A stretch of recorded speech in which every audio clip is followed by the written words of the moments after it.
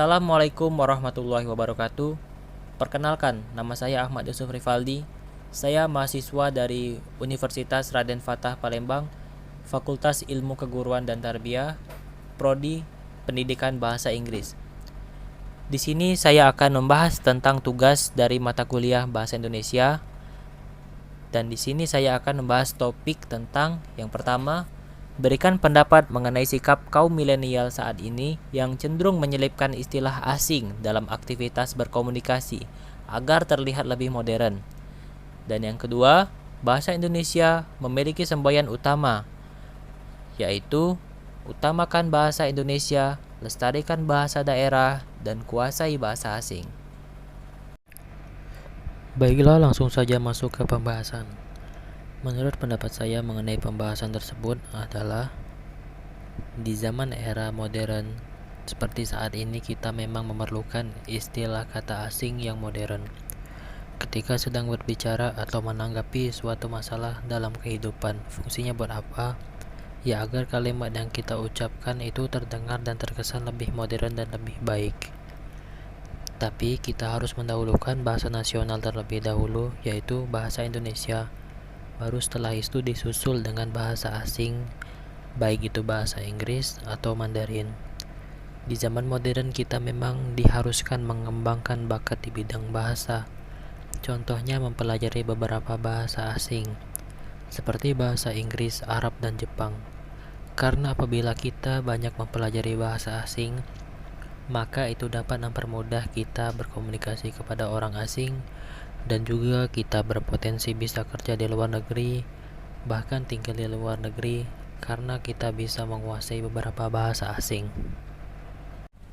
Dan yang kedua, utamakan bahasa Indonesia, kuasai bahasa asing, lestarikan bahasa daerah. Yang artinya, utamakan bahasa Indonesia, yakni selalu mendahulukan bahasa Indonesia.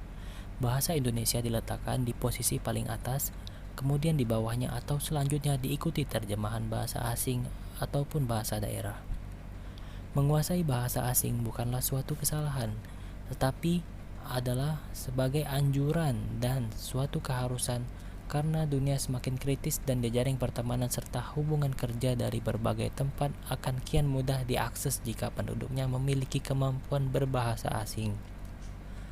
Namun, kembali lagi, bahwa meski telah menguasai bahasa asing, kewajiban mengutamakan bahasa Indonesia dan bahasa daerah jangan sampai dikesampingkan.